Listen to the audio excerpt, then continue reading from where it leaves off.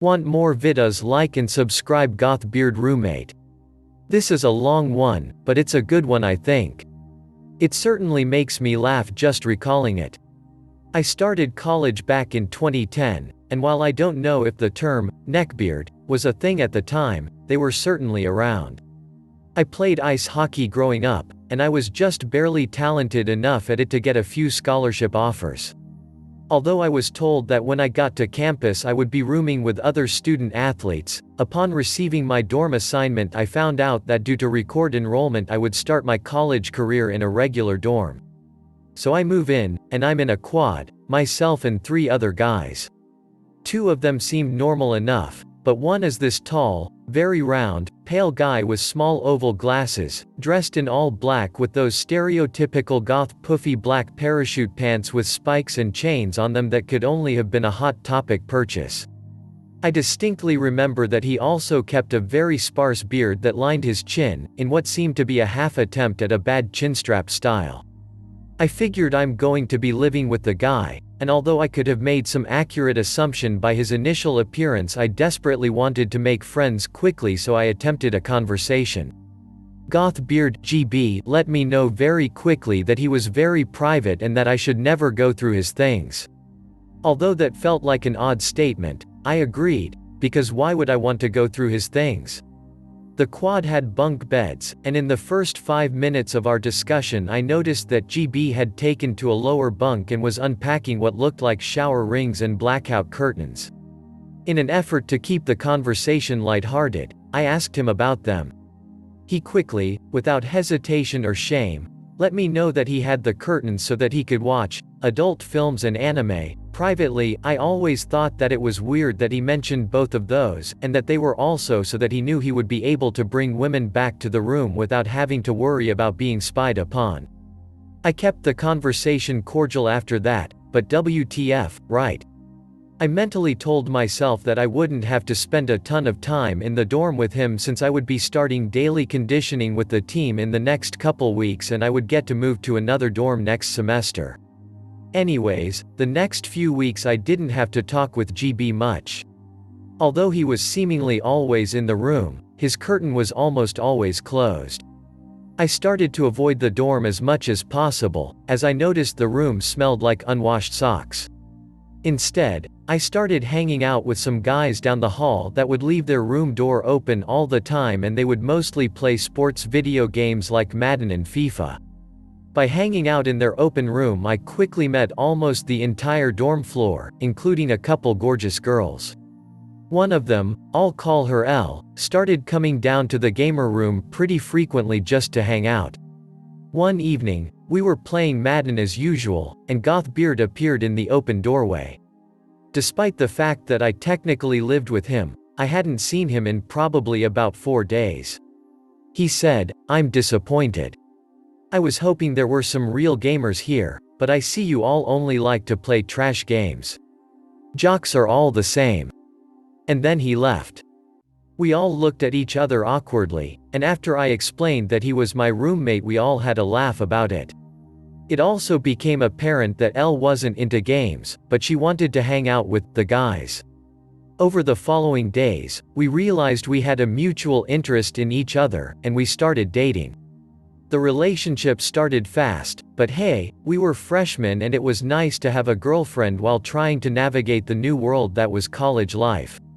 Anyways, my hockey schedule picked up, and I had less and less time to hang out with my dorm friends, or LGB would audible grumble at me when I would get out of bed at 6 a.m. to go to practice, despite the fact that there wasn't anything I could do to change it. Some weeks I would travel for games, and GB would make comments about how he could finally bring a lady or 2 over, although I never saw him with girls, ever. One day after getting home from an away game I met up with Elle to watch a movie. I was tired, so I was looking forward to spending time with her. Her roommate was loudly talking on the phone in their room, so she walked with me to my room. I flicked on the light, and no one seemed to be around. GB's curtain was closed, so I asked if he was there, no response. This was the first time my room had been empty, so I took the opportunity to have a little makeout session with Elle on my bed. I pulled off L's shirt so she was just in a bra, and we continued. Then I heard it. A distinct, yeah, muttered from the bunk bed across the room. I turn and look up to see GB's curtain pulled back halfway, with him shirtless and his arm making movements back and forth. I'm extremely thankful now that the curtain was only halfway pulled back. Then, without missing a beat, he said something else I'll never forget. What are you looking at me for? Keep going. I threw the covers over L, and she put her shirt back on. Then I got out of the bed and said, what the frick, man? I asked if you were here. To which he calmly replied, I know. I avoided my own room as much as I could the rest of the semester. I don't think I had more than one more conversation during that time with him. The following semester I was able to move to a student-athlete dorm, and L came over most days. If not for GB, I would have stayed, but that guy was something else. It wasn't far from the original dorm hall. She told me that GB assumed that by moving away, that I had dumped her, and that he had started texting her regularly regarding his affections for her. He even referred to me as an obviously abusive meathead, and that she deserves a gentleman like himself that would basically worship her. He later went on to ask her for nudes, then went on an angry text tirade after she turned him down, and he threw a fit about it in front of her and a bunch of my friends, citing that he had seen her in her underwear already, so what was the big deal? I wish I was there to see that one. The last I remember of him, he was whining in a super obviously directed way on social media about how women don't appreciate or value kind men. No dude. She had a boyfriend, you're weird as hell, and you're not kind. I have no idea what GB is up to these days, but I hope he was able to straighten himself out a bit. Want more videos? Like, comment and subscribe, thank you. Neckbeard that won't quit. So this happened about 2 or 3 years ago. Memory may be a little fuzzy. Me, Op. GF. May, fake name. Neckbeard, as NB. My father owns a small tech shop which I help out in during busy months. One day 20 minutes before closing time, my GF and me were cleaning and only 2 staff members left, since I send everyone home because it was a quiet day. In enters NB. The type of guy the first read about but never saw in real life. Fat, blondish red greasy long hair in a ponytail, a shine on his forehead, don't know if it was oily or sweat, or both, and the most fall bow I ever smelled, sour mixed with a musky odor of old Doritos and rotten food. I was behind the counter and my GF was stocking the shelves on the side of the shop out of view. NB walks up, laptop in hands, puts it down on the counter and said, NB, I am having problems with my laptop's memory, could you please take a look? Me, of course no problem. As I opened the laptop, which was covered in questionable stains and crubs, I put on gloves and get on with what I'm doing. NB's OB did not really help, so I ask him to take a look around the shop while he waits. Out pops my GF's soft voice asking me about something. Note my GF has a Japanese accent when speaking English. May, hey op, where are the HDMI cables? Me, in the back, if not we are out. May, arigato. NB almost snaps his neck to locate the sound of her voice like a damn owl looking for its prey. NB, that voice so soft so gentle, is it a girl? Me, yup. NB, is. She Asian? Me confused, yes why? NB, now with a creepy grin and moves closer towards my face, Japanese. Kid you not, he really made the sound. Me creeped out, yes. May pops up from and walks towards me behind the counter. NB following here with his creepy look and smile, breathing like a pig with asthma. May trying to make small talk with the guy and apologizing the long waiting time. May, hello, I am May, how is you day? Sorry for making you wait so long, in a upbeat voice. NB, konnichiwa, I am NB but you can call me senpai. May and me, what? Both confussed. NB, yes I can be your. I must be your senpai. What is a fine young Japanese goddess doing in such shitty place? May, working. What else? Me, yeah dude, what else?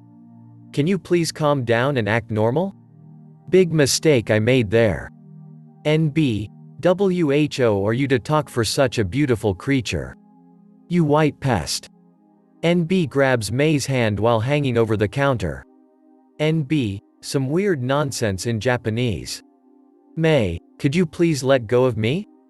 I don't like this, please let go.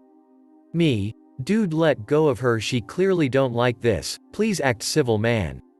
NB, who is this white normie nobody anyways? You should not be around men like that. They are toxic. May, Op is my boyfriend. Me, yes. So could you please let go of her? NB, him your boyfriend? I bet he does not even speak Japanese or respects the culture of your country and only uses you as a trophy. May and me, what the fuck? NB, I bet he even doesn't watch anime. Grinning and winking at May. Me, no I don't. I could the grease spilling from his palms while he gripping her hands. NB, see I told you. You and I should watch anime together, winks at May while grinning. Me, now let the fuck go of her or you're fucked dude. May, I don't like anime. NB shocked and angry lets go of May. Counter now stained in grease and sweat. Starts yelling at May. NB, what you do you mean you don't like anime? You're Japanese, you must watch anime because you're Japanese. You have been whitewashed by this base white guy. WHO does not even love you, only uses you for S*X and your tight VJJ. I can give you real love, I am a expert in Japanese culture. May, watch an anime does not make you an expert. Please take your crap and leave. NB slams his laptop shut, slams it on the counter and leaves. Me, dude thanks for coming, have a great day. NB, you die UWHITWASHED, a pure race, you should be ashamed. May, sayonara. A-hole. May and I look at each other both shocked and laughing our ass off. May, I am gonna disinfect my whole arms. Me, please do.